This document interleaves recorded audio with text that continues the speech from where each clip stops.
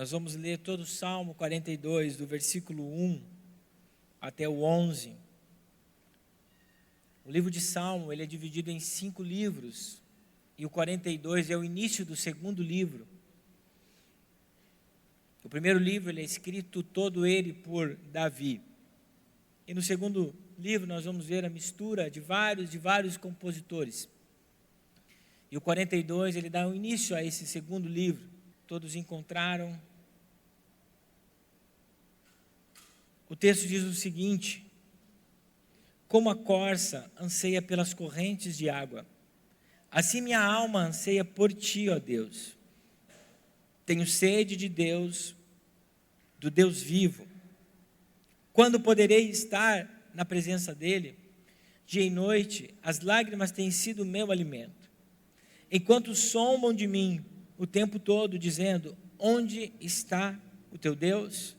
Meu coração se enche de tristeza, pois me lembro de como eu andava com a multidão de adoradores, à frente do cortejo que subia até a casa de Deus, cantando de alegria e dando graças em meio aos sons de grande festa. Porque você está abatida, ó minha alma? Porque está tão triste? Espera em Deus. Ainda eu voltarei a louvá-lo, meu Salvador e meu Deus. Agora estou profundamente abatido, mas me lembro de ti. Desde o distante Monte Hermon, onde nasce o Jordão, desde a terra do Monte Mizar, ouço o tumulto do mar revolto, enquanto as suas ondas e correntezas passam sobre mim. Durante o dia, porém, o Senhor me derrama seu amor, e à noite entoo seus cânticos e faço orações ao Deus que me dá vida. Clamo: ó Deus, minha rocha, por que te esquecestes de mim? Porque tenho de andar entristecido, oprimido por meus inimigos. Os insultos deles me quebram os ossos, zombam de mim o tempo todo, dizendo: onde está o teu Deus? Porque você está tão abatida, ó minha alma? Porque está tão triste? Espera em Deus. Ainda voltarei a louvá-lo, meu Salvador e meu Deus. Pai, essa é a tua palavra, e o nosso coração essa noite está disposto a ouvir ela. Fala conosco por intermédio dela, e que nós possamos receber, Pai, essa semente do Evangelho, e que essa semente multiplique no mínimo 30 e no máximo 100 por 1. Todo ou qualquer roubador de semente que queira arrancar ela de dentro de mim, de dentro do coração dos meus irmãos, eu repreendo, para que tenham bom proveito a semente do Evangelho nessa noite. Em nosso coração, você pode sentar aí no seu lugar. Meus irmãos, a nossa jornada com Cristo, você vai perceber que nela, durante essa caminhada, muitas coisas serão ressignificadas no decorrer da nossa jornada.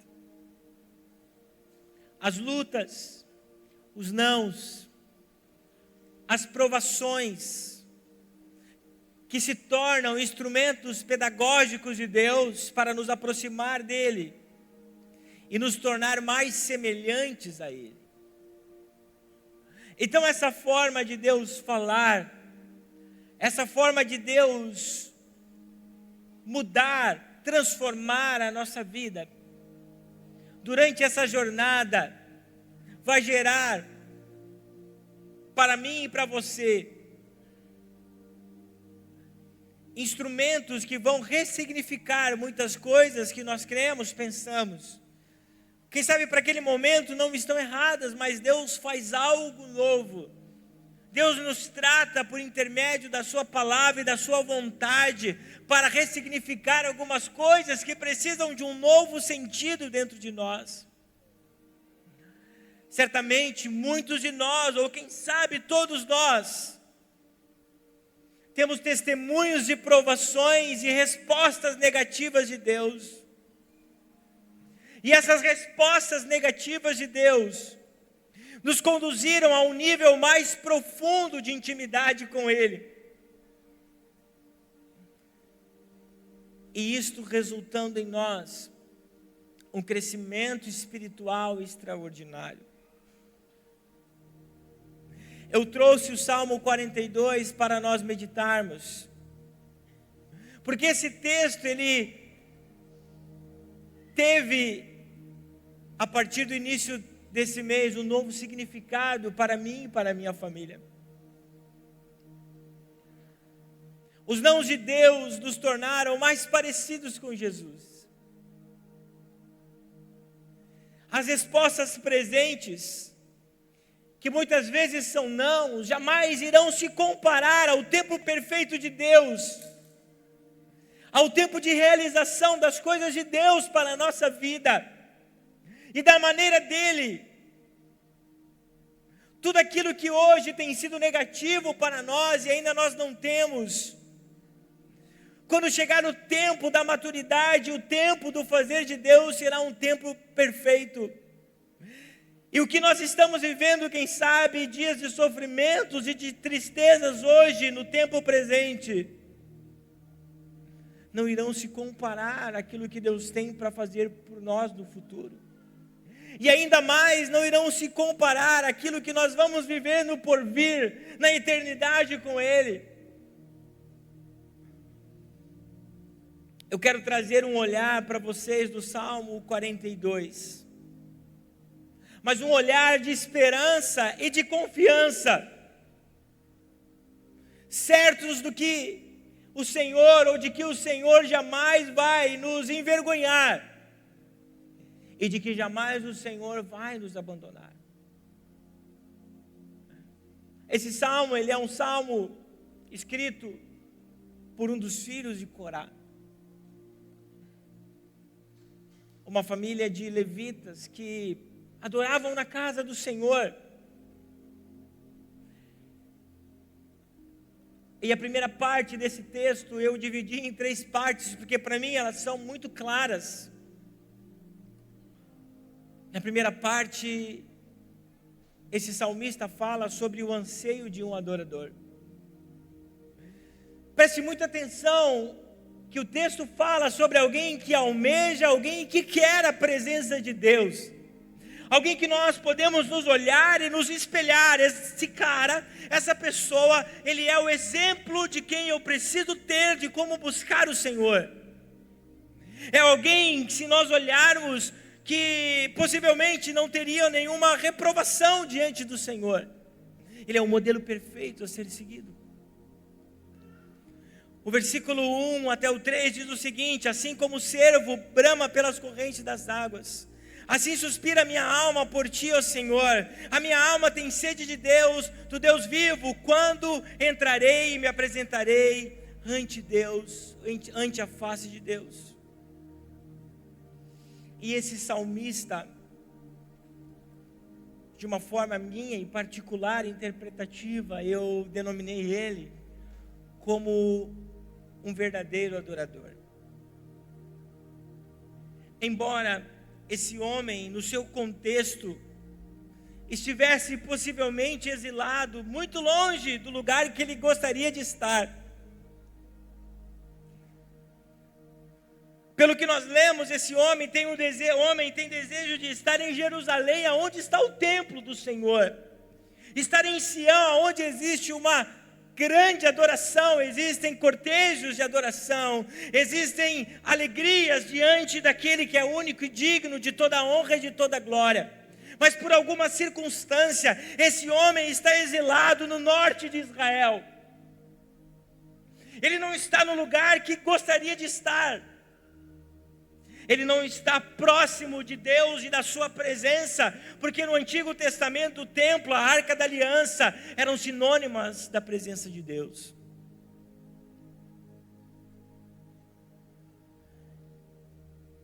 E por ele estar distante do Senhor, ou do lugar que ele gostaria de estar, ele fala essas palavras, primeiro de adoração, de um protótipo que deve ser seguido de um adorador.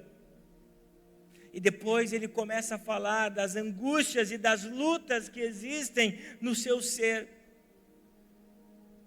E a partir desse lugar de exílio, de afastamento, desse local de adoração, ele fala sobre a angústia da sua alma, por estar distante da presença do Senhor. Isso é o lugar que ele gostaria de estar para satisfazer a sua alma. Mas antes de entrar nesse lugar de dor dos versos, esse adorador, o salmista, expressa um profundo zelo pela presença do Senhor. E uma das formas de mostrar o anseio de ser um verdadeiro adorador, ele usa uma analogia de alguém que conhece o campo, de alguém que conhece os animais. Então ele, de uma forma para expressar o quanto tem anseio pelo Senhor, ele olha para uma corça. Não é o Corsa da GM, tá? Ele olha para uma corça. Ele olha para um cervo. Um animal muito rápido. Um animal que corre quilômetros. E além de correr quilômetros, ele corre de uma forma veloz. E ao ponto que esse animal corre de uma forma veloz, ele começa a sentir sede. Então o objetivo da vida dele muda. Quem sabe antes ele corria atrás das presas, ou ele corria para a sua alegria. A partir de agora, quando ele sente sede, ele tem apenas um objetivo, ele tem apenas um desejo, que é encontrar água. E para expressar esse desejo, desse anseio que esse adorador tem, ele faz esse comparativo: assim como a corça anseia pelas águas, assim por ti suspira a minha alma. A corça naquele momento tem um único objetivo, e o objetivo da sua vida não existe nenhum outro a não ser encontrar água. O salmista está dizendo nesse salmo, que assim como a corça, quando está à procura de água, é assim que ele se sente buscando o Senhor até encontrá-lo. Então o salmista está dizendo que ele está colocando por perda todas as coisas, assim como Paulo disse: eu ponho por perda todas as coisas, pela excelência e conhecimento de Cristo Jesus. O salmista está dizendo: eu paro de pensar em tudo que está ao meu redor, e a única coisa que eu penso agora é buscar o Senhor. E ele não se compara apenas com esse animal, mas ele se compara pelo desejo que esse animal tem.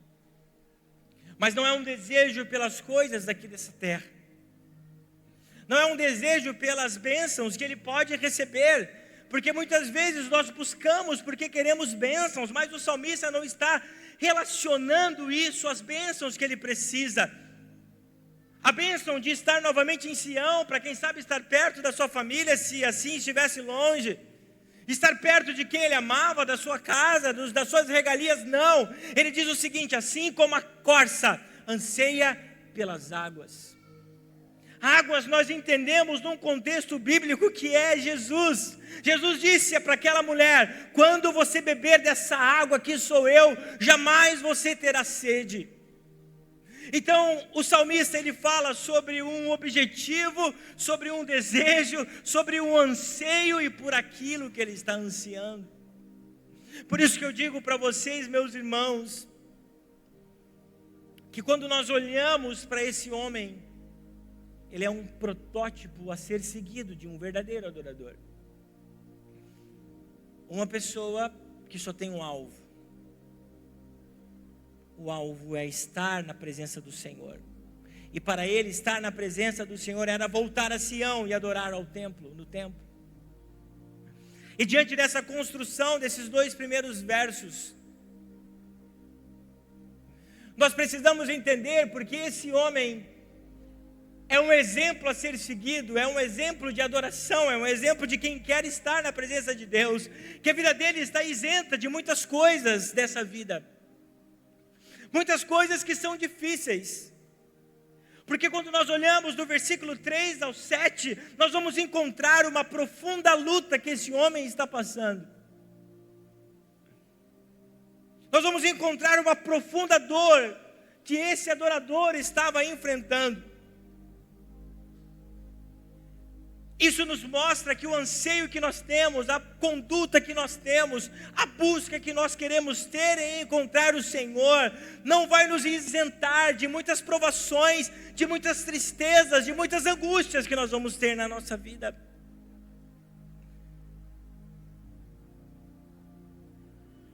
Muitas vezes nós não sabemos a intimidade, as lutas que os nossos irmãos estão enfrentando, as dores que nós estamos enfrentando. Mas quando nós encontramos as Sagradas Escrituras, encontramos Deus e olhamos para Deus, nós vamos compreender que todas essas lutas fazem parte do trabalhar do Senhor para nos tornarmos mais parecidos com Ele. As lutas fazem que nós sejamos mais parecidos com Deus. Pastor, não teria uma forma mais fácil? Muitas vezes não, porque o homem tem a memória curta e é orgulhoso.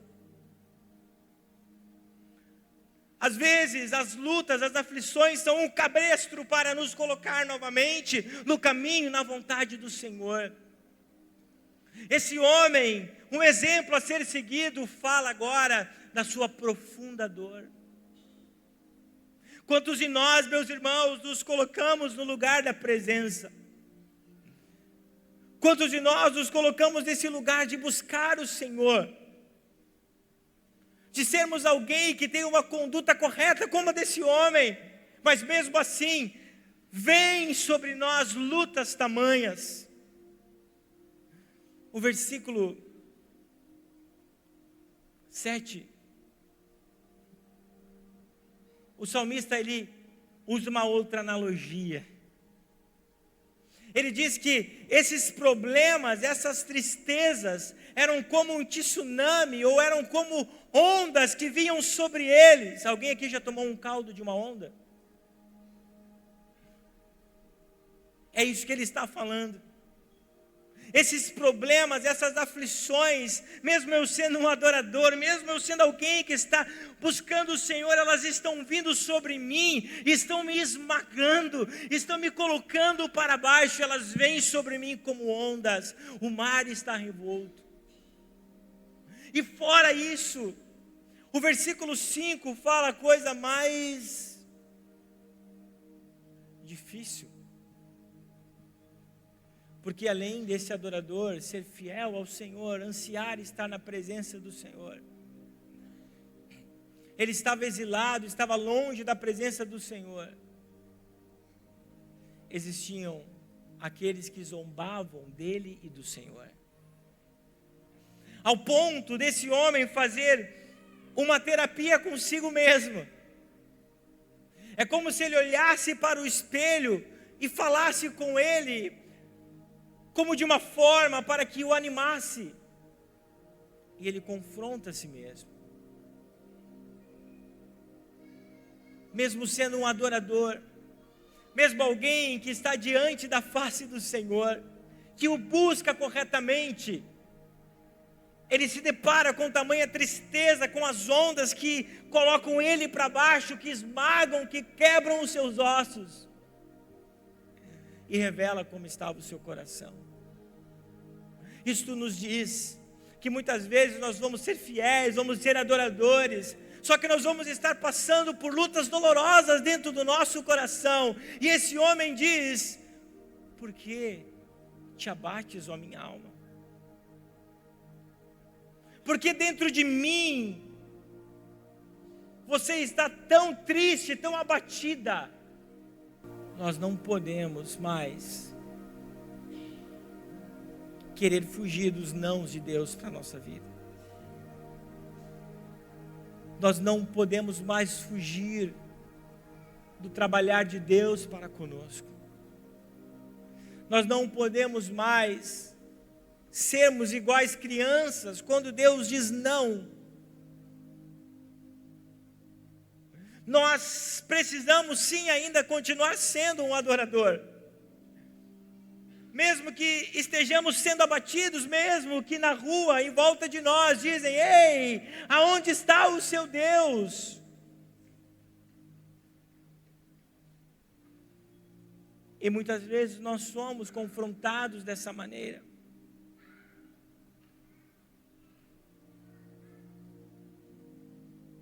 Mas as ondas, os problemas, os tsunamis da vida não mudaram a postura desse homem. Quem sabe, meu irmão, você é uma pessoa fiel. Eu acredito que seja, quero que você seja. É um exemplo de adorador. Mas quem sabe o mar revolto da vida tem feito ondas quebrarem em cima da sua cabeça. Quem sabe você tem tristezas profundas, como ele diz: os meus ossos estão se quebrando. Quem sabe muitas vezes você vai estar no teu quarto, chorando na presença de Deus, dizendo: dói, porque você está aflito a minha alma, porque te abates dentro de mim. Esse homem não retrocede. E nós encontramos isso na seção de versículo do 8 até o 11. Quando nós encontramos a verdadeira confiança de um adorador. A partir do versículo 8, nós vemos a esperança de um adorador. Mesmo diante das lutas avassaladoras. Não são pequenas lutas.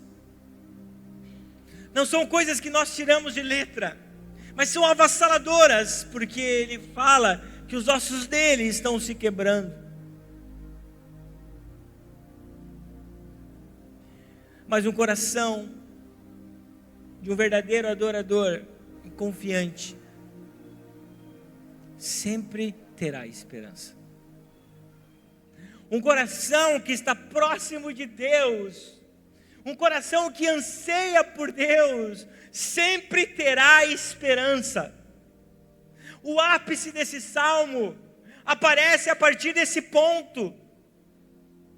Quando o salmista usa uma conjunção adversativa no versículo 8. No versículo 3 ele fala sobre os seus problemas, ele fala que está abatido, ele fala que os seus ossos estão quebrando, ele fala que está no meio de um mar revolto à deriva, as tempestades estão vindo. Mas no versículo 8, ele usa uma conjunção adversativa para mostrar a sua esperança no Senhor. Ele diz o seguinte: contudo, é como se ele estivesse dizendo: mas eu não me importo, contudo o Senhor mandará a sua misericórdia de dia, e de noite a sua canção estará comigo, uma oração de Deus na minha vida. Ele está dizendo que o verdadeiro adorador, mesmo que chore, mesmo que sofre, mesmo que esteja vivendo dias difíceis à deriva, ele sempre terá esperança no Senhor. O choro pode durar uma noite inteira, mas a alegria virá ao amanhecer. Mesmo que a videira não floresça, mesmo que não haja fruto na vide, todavia eu me alegrarei no Deus da minha salvação. Esta é a confiança naqueles que têm esperança. O versículo 9 e 10 ele diz: direi ao Senhor a minha rocha. Rocha está relacionado a alicerce. É onde eu estou apoiando a minha vida, eu tirei a minha rocha. Mas ele diz algo que questiona: por que você se esqueceu de mim? Igreja, muitas vezes nós precisamos abrir o nosso coração na presença do Senhor. Diante de tudo isso que está acontecendo conosco, na quinta-feira eu recebi uma mensagem de um grande amigo meu. que é o pastor Cris Batiston. Ele falou: cara, o que está acontecendo aí? O Cris acompanha há anos a nossa história. Eu comecei a falar com ele e eu disse: cara, uma vez na sala da minha casa tu fez uma oração. E eu achei muito ousado aquilo que você falou. E o Cris falou o seguinte na oração dele, eu não sei se a Priscila lembra: Senhor, apressa-te em fazer algo na vida do Marcos e da Priscila. E o salmista diz aqui o seguinte: direi a minha rocha, por que esquecestes de mim? Igreja, é muito importante nós lembrarmos o Senhor, não que o Senhor se esqueça, mas para lembrarmos que dentro do nosso coração, mesmo que zombem, mesmo que riem, mesmo que nada tenha esperança lá fora, mesmo assim eu confio na minha rocha, da minha salvação. Você não está lembrando o Senhor de nada, você está lembrando a você da promessa que Ele tem sobre a sua vida.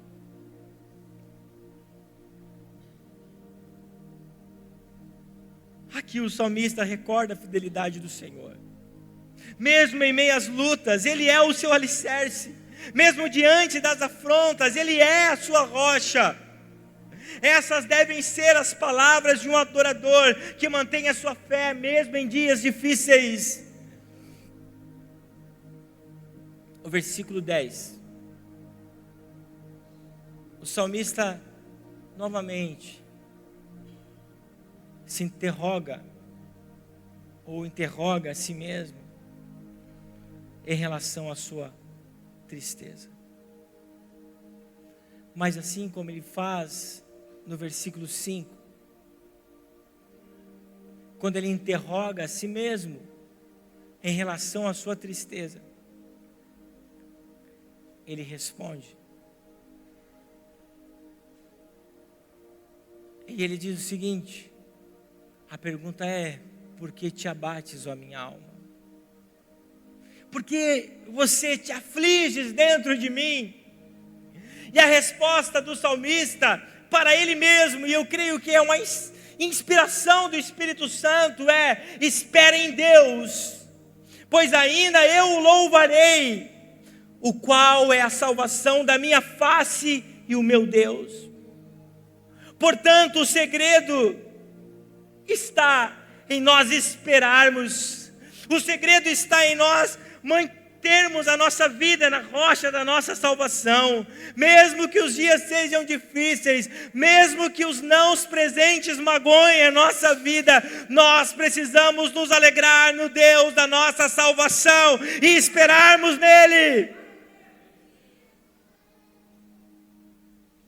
Parece que Paulo pega o Salmo 42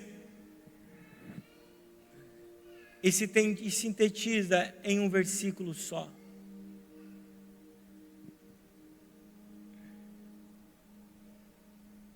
Sabemos que Deus age em todas as coisas para o bem daqueles que o amam.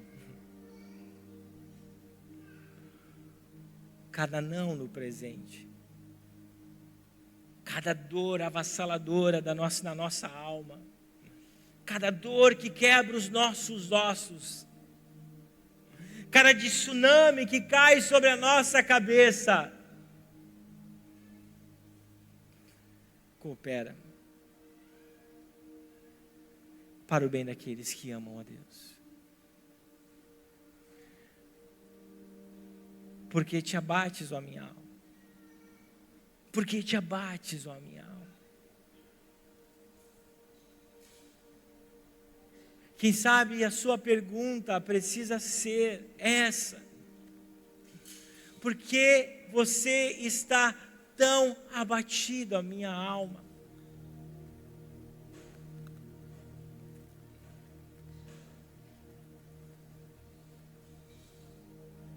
Por que te afliges dentro de mim? Gente, a alma aflita é tão ruim, é tão complicado.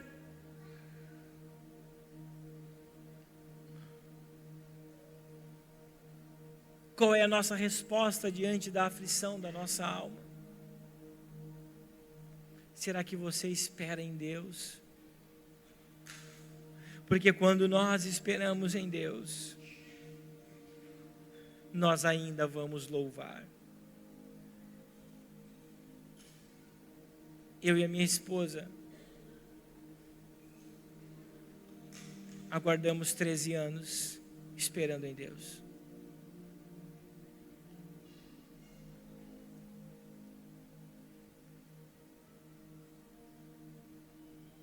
E ainda nós podemos louvá-lo,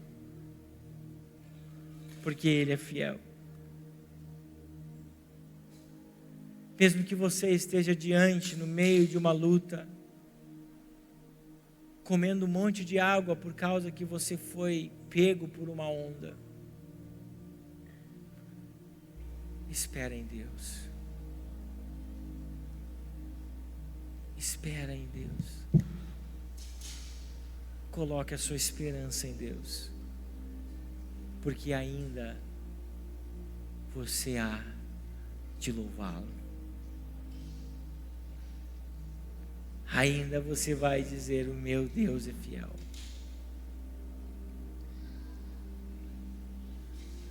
Deus não precisa provar nada para ninguém,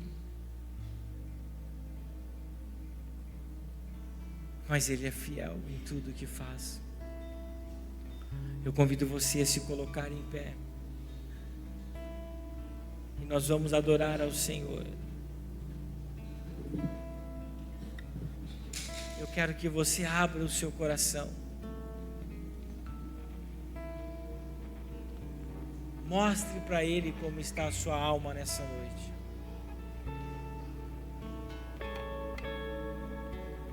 E permita que Ele faça algo. Permita que Ele te salve. Permita que Ele te cure. Um verdadeiro adorador sempre terá a sua esperança no Senhor. Vamos adorá-lo em nome de Jesus.